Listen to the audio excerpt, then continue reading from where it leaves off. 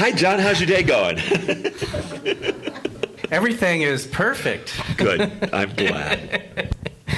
Boy, this is the time of year we talk about making wishes and inviting miracles into our life.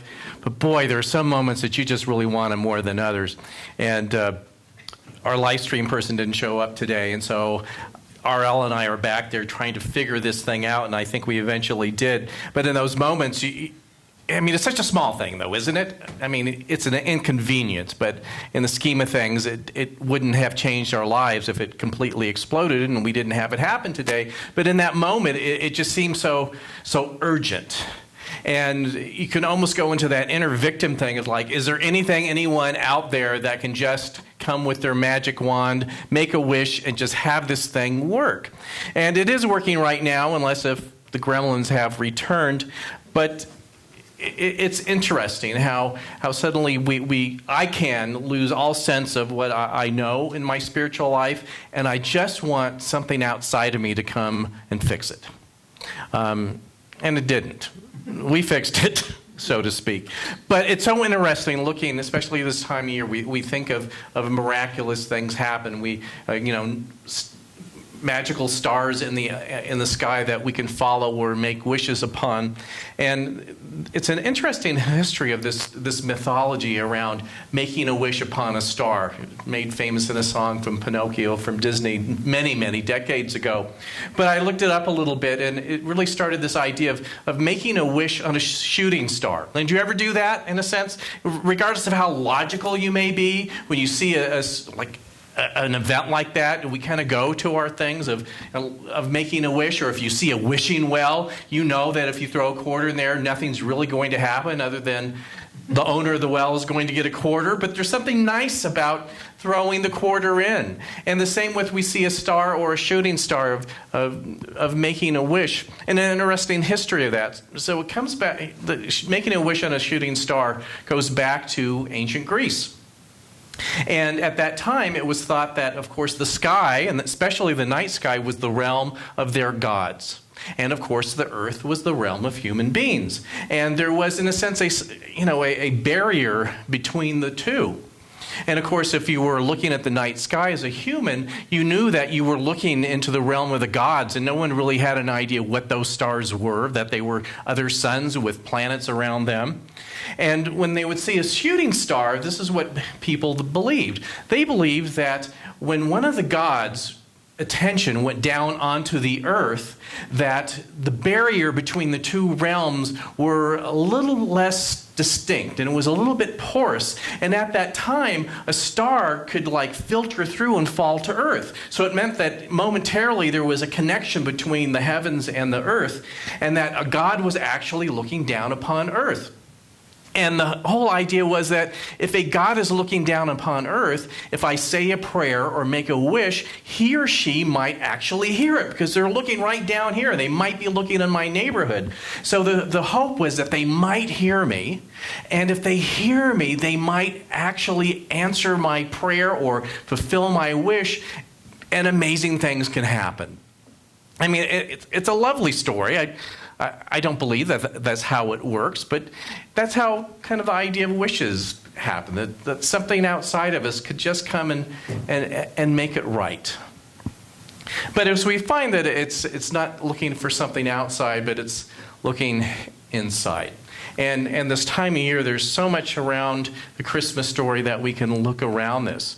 But there's another aspect of Christmas you can look at this time of year, which I bet you will this week, that looks at, in a sense, making wishes of sorts, and angels outside of us that can help us. And I would just imagine or bet that most of you will watch It's a Wonderful Life this year. It's on 24 hours a day somewhere. And if you can't find the channel, you can stream it. And you may have an old video somewhere in your drawer, a DVD, or even a VHS if you still have the means to play that sort of thing. And it's a great parable, but it really shows that sometimes not only the desperation within ourselves when we want to make a wish for something to just magically become better, but in that I don't know, despair or frustration, how we can't see the truth of who we are or what's really going on. So, as I'm sure all of you know, I'm assuming that you've watched this movie multiple times in your life. The main character is George Bailey, played by Jimmy Stewart, and he's just not having a good time in his life.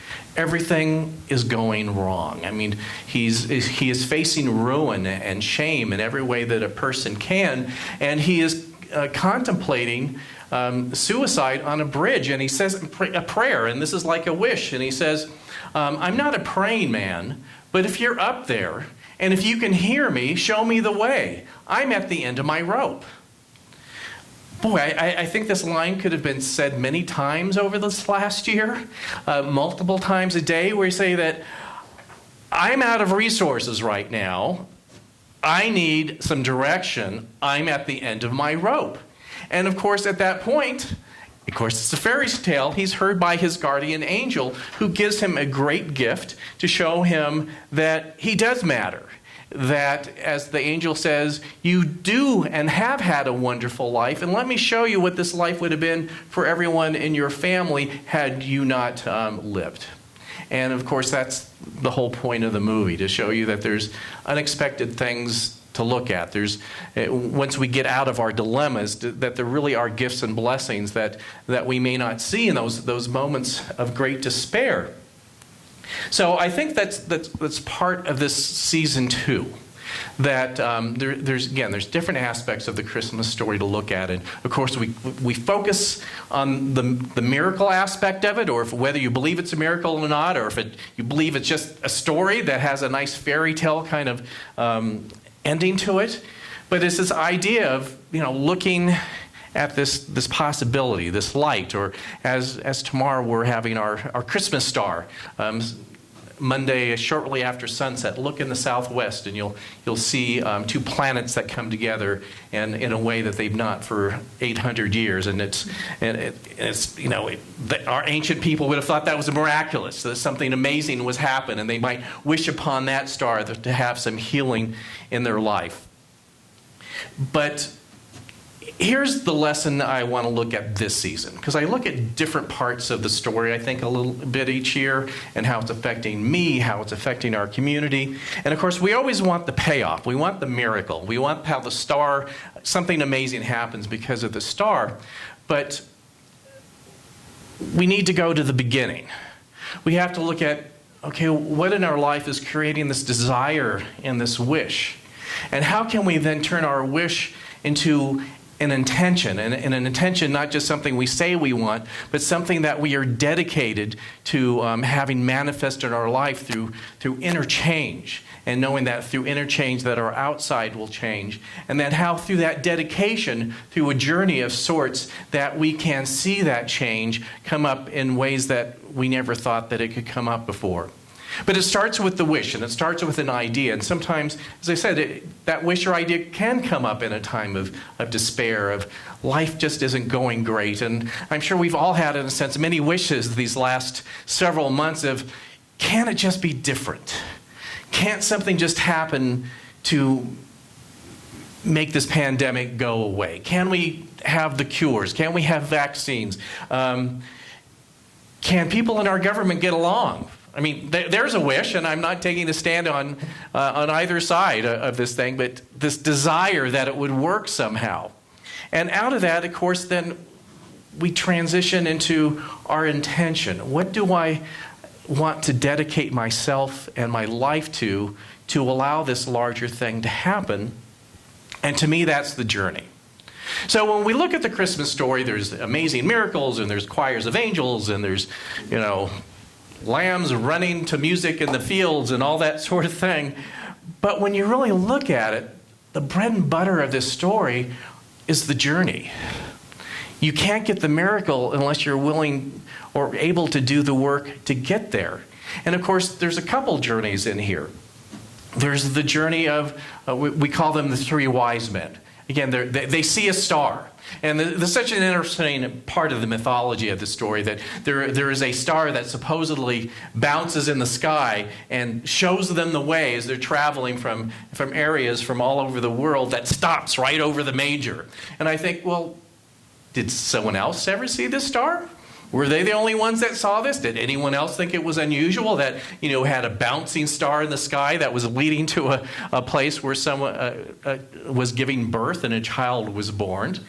But again, that was their idea, their wish, their desire, and their journey, in a sense, whether it was on foot or horse or camel, that they had to take, not necessarily knowing what that star meant.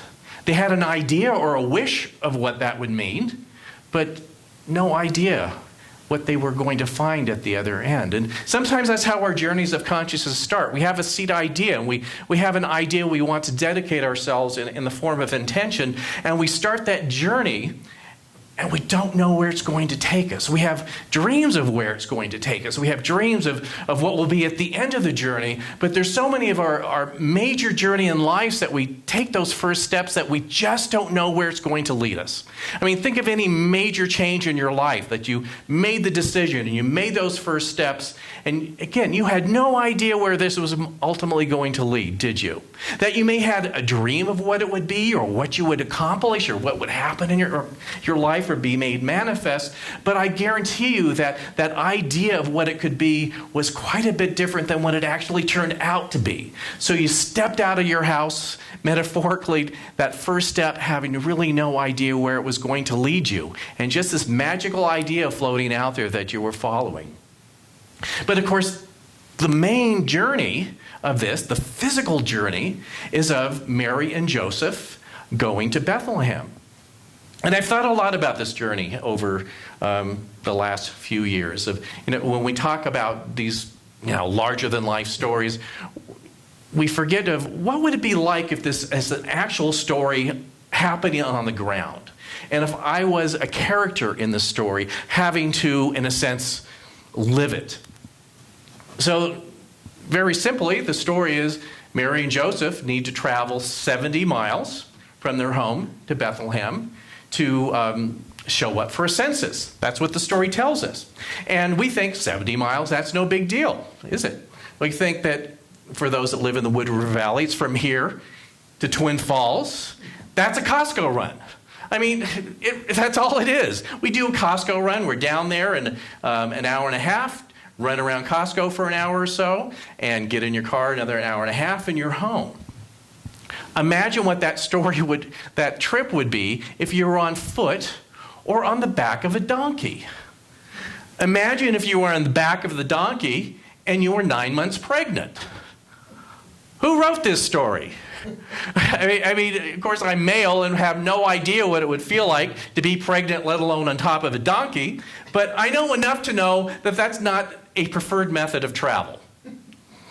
Think about it. It's not a preferred method of travel.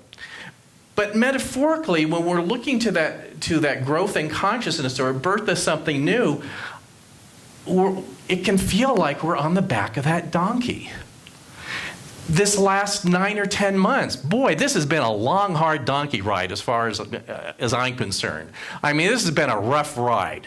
There's no way to look at it any different. It was not a quick Costco run. It's like feeling every pothole in the road and any clod of dirt or rock along the way. There was like slow motion of everything happening on this journey.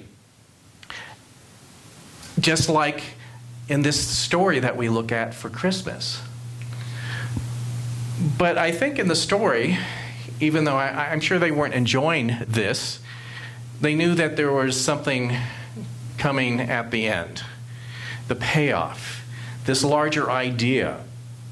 And of course, in the Christmas story, it's the birth of Jesus, the Christ child, and all that represented, and an actual human life as well, the birth of, which would later on be a ministry around unconditional love and unconditional non-judgmentalness. So an amazing idea that was being birthed, but the journey had to happen. And what happens in these journeys, that is just not about a physical sense of getting to another place. It's the journey, the inner journey. And I think, what would one's inner journey be on a 70-mile trip on the back of a donkey? you're alone with your thoughts. You can't help but do some inner growth. You can't help but ponder your future. You can't help, in a sense, in some ways, know that you have a choice of either giving up or doubling down on what this intention is and what you hope. And again, the journey can seem long. And this is why, again, this year, this Christmas, as much as we always love to get excited about the miracle at the end, we're in the journey right now. We're in this amazing journey. And I know that we will get there. But I think, again, as you are on the journey, and again, think of yourself on horseback or donkey back, and what would go through your mind for several days of doing that. And yes, you can affirm and come to amazing realizations, but you can also face your darkest fears. The fears that this won't turn out, that it's not going to happen. In fact, like last week, I talked a bit about eclipses and the dark night of the soul and our dark nature that we can come up against at these times. And we're doing a lot of that right now. And even though we're doing our best to celebrate, of course, Hanukkah's just completed, and celebrating Christmas and best that we can, there's still this sense that the journey is ongoing. And yes, there's a little points of light of things of getting what we think back to normal or different in a way that we want, but we're still facing those things within us right now. And it is such important, deep work that at this Christmas, we look at the ongoing journey that we are on as a community, as a world community, and it's so important. And I think it's, bringing back to It's a Wonderful Life. I think of that scene of the character on the bridge as saying, has it been worth it? Have I made a difference? And there's such an interesting connection with that character in the movie with Jimmy Stewart, who was, of course, the star of the movie, that I just read about this morning, as a matter of fact. And this movie was in 1946, and it was Jimmy Stewart's first movie after serving in World War II. And he had been given the option of just being like a Hollywood presence in the service, and doing promotional films and all that sort of thing. But he was adamant that he wanted to truly serve, and he was a fighter doing missions over Europe. And so he, like so many people or soldiers of any war, come back with a great burden on their shoulders to what they have seen and even what they had to do for their country that was just sometimes horrifying. And so he came back, in a sense, much like his character, like, was it all worth it? What was I doing?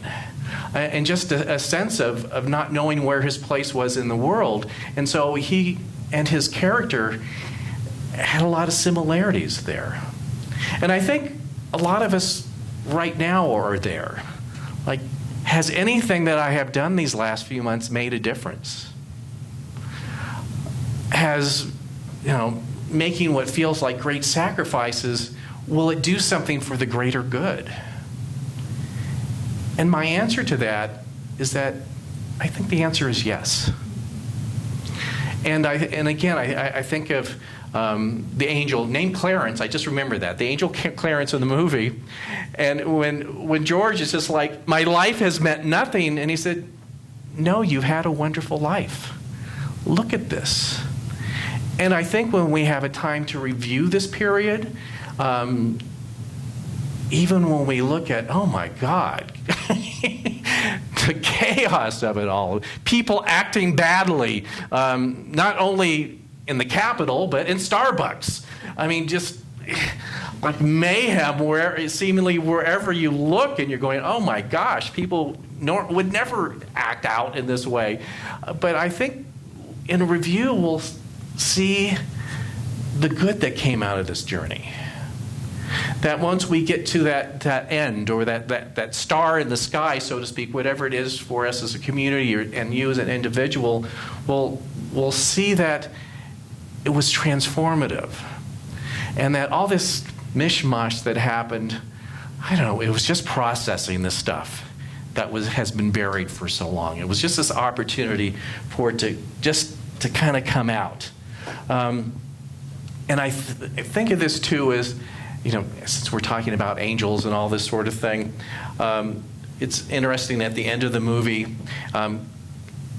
Clarence the angel, in a sense, earned his wings, meaning he did a great work in the world, and that he was now, I guess, a higher level angel. And at the last part of the movie, there's a little bell that rings. I think it's an ornament on the tree. And the little girl says, "Oh, my teacher told me whenever a bell rings, an angel gets his wings." And of course, we know that Clarence got his wings. But one of my favorite New Thought authors, Eric Butterworth, he writes in Spiritual Economics, he talks about us getting our wings. And I like this connection. And he said, "When you feel the river is rising around you, remember to open your life and your consciousness to the divine within you. When you earn your wings in consciousness, the affluence of heaven and earth will stream into you." So to me, earning our wings every day is just to say, I'm going to get back on that whatever donkey. I almost said a word. You fill in the blanks. Get in that. Gonna get back on the donkey, and I'm just going for another day here. I'm going to get myself centered. I'm going to know that my wishes are turning into intentions, and that I'm here to be a representative to live a better, more fuller, more life that is healed for my family, my community, and the world. And I'm going to earn my wings and consciousness to know that this is so. We have the possibility of looking back at this time as an amazing time. And what we do now will determine that, if that is so or not. So, again, thank you so much for staying with us today. And let me end my little portion here with a prayer before we finish up the service. So let's just go within. And let's just know that amazing things are possible right here and right now. That the magic that can happen in this season is available now. And its availability is determined on our willingness to see it as so. So I affirm that we do. That we put the craziness aside and we see the truth at the core of who we are. That our wishes turn into intentions and our intentions turn into miracles. And amazing things not only will happen, but are happening right here, right now, coming through us and as us in all that we do. And I know that as we embody this even more deeply, that is, in a sense, the Christmas miracle this year. That we know the presence of the divine is here, regardless of what we see before us. And that each of us brings it forward. So I give thanks for this.